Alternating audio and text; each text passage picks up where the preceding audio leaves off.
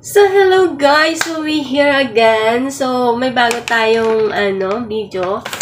So, guys, binili akong, mixed proteins ni siya, guys. So, $10.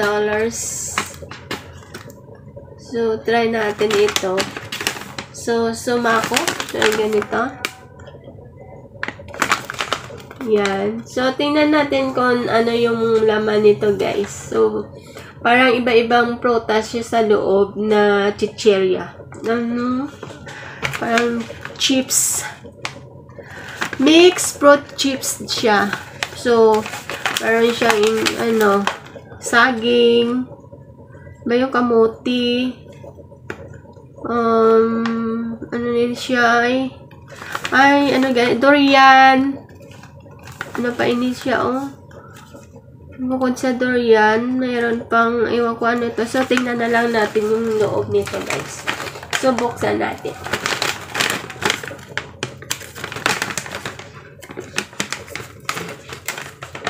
Ewan ko, made in ano ito? Vietnam. Ay, from Vietnam pala siya, guys. From Vietnam. Galing siya ng Vietnam. So, yan. So, tingnan natin, Wow. Galing. So, lagyan natin. Ayan. Ay. Wow. Bang. Wow. Tingnan nyo, guys. Ito siya parang yung kamuti. Ewan ko doon. Kamuti yata siya. Ay, may durian. Ewan ko lang makakain ako nito kasi ayaw ko ng durian. Ito siya, parang gabi. Naiwan ko ba dito? Ito naman siya, kamote. Ay, banana. Saging. Diba? So, tikman natin.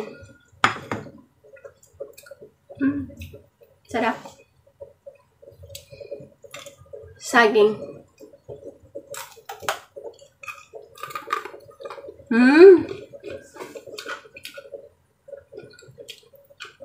Lasang saging.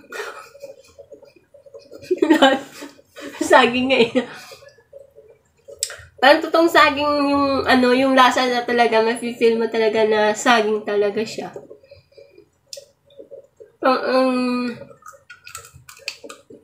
Banana chip ba yun, diba?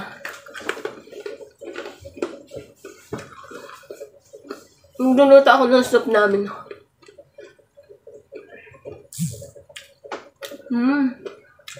Binili ko lang ito sa Chinese store yan. $10.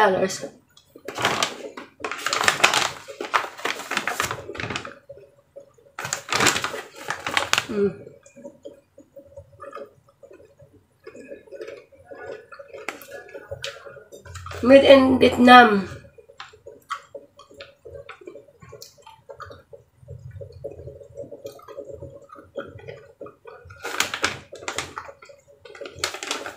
Tikman natin yung durian. Kasi ayoko nung amoy ng durian. Pero iwan ko kung may amoy pa yung durian. Kasi dry siya.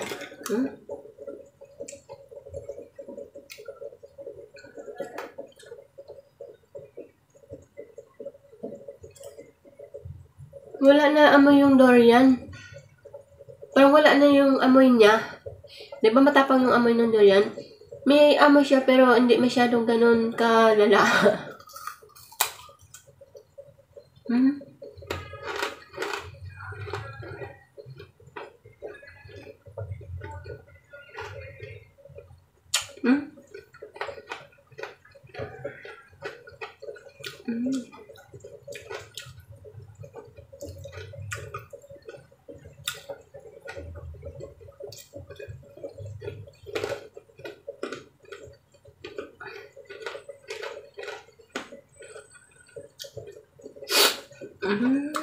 Sarap.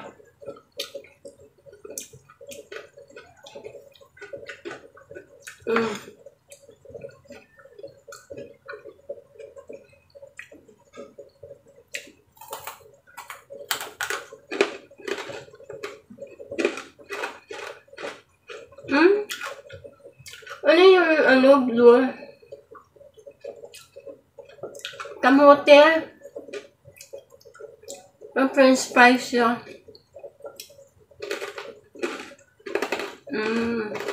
Kadol ba? Gagaro mo ba?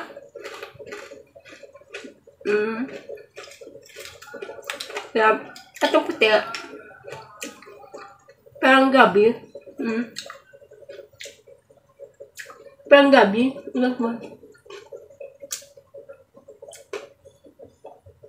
Fruits Fruits ba yung gabi? Ay, wala kung saan siya.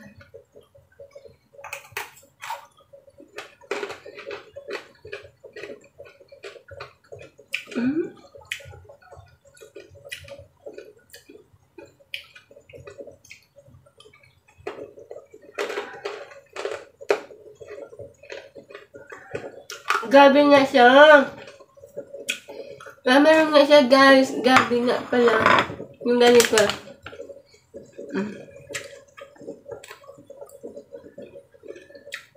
Gabi. Dapat prutas. Prutas ba yun? Dapat gulay. Dapat gulay. Ayan, prutas.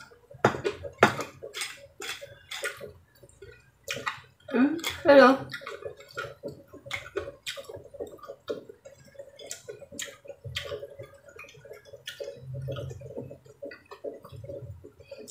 Durian. May amoy kundi ang durian. Pero hindi ganun katapang. Smooth lang yung ano niya. Smooth yung...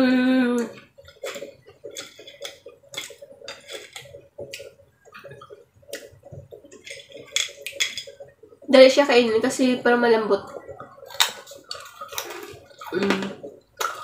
Hindi tulad ng saging na medyo matigas pa siya, ano.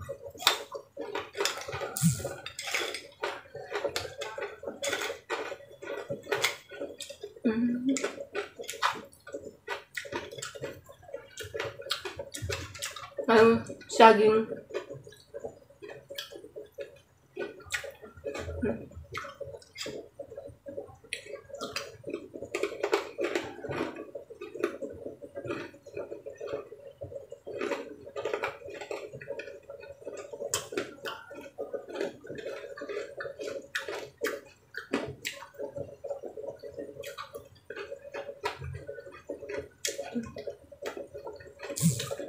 Sarap.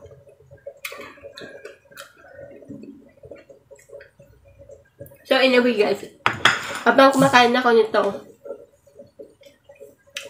mag-marites muna tayo. So, about politics. Sabi ng mga DDS, wala daw warrant arrest si Tatay Digong. Tapos sabi ni Sarah, kinidnap lang daw tatay niya.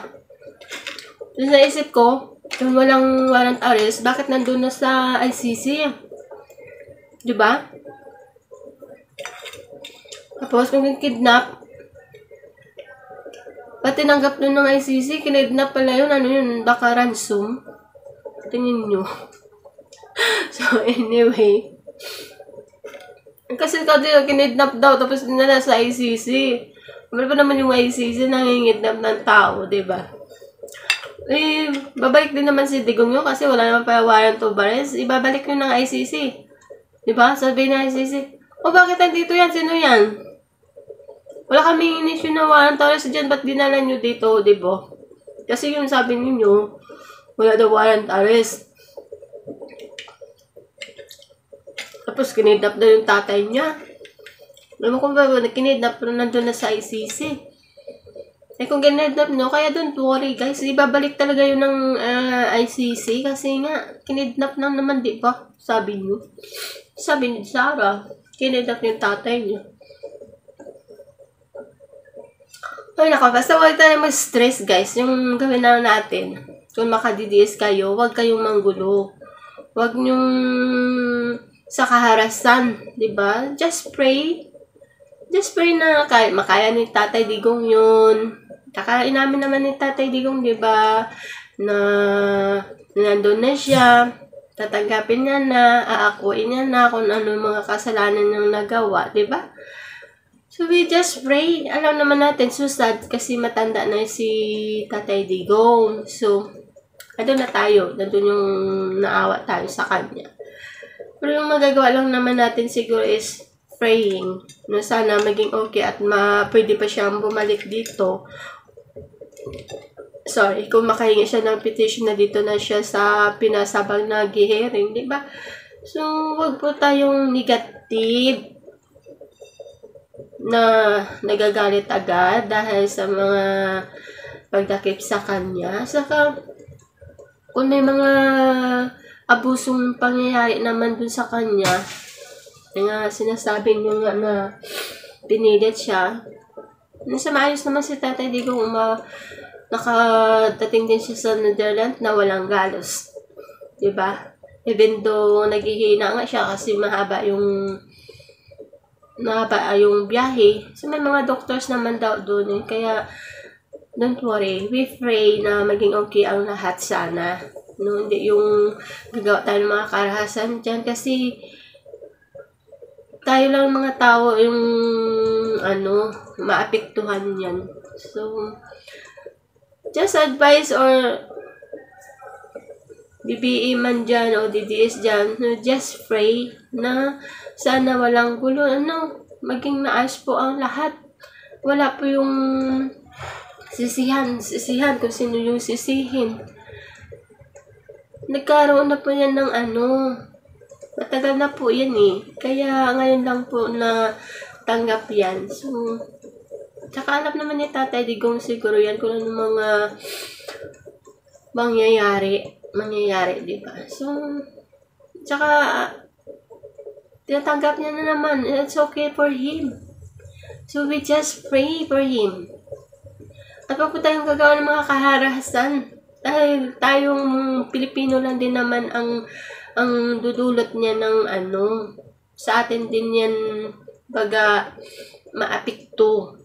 apektuhan po tayo dyan.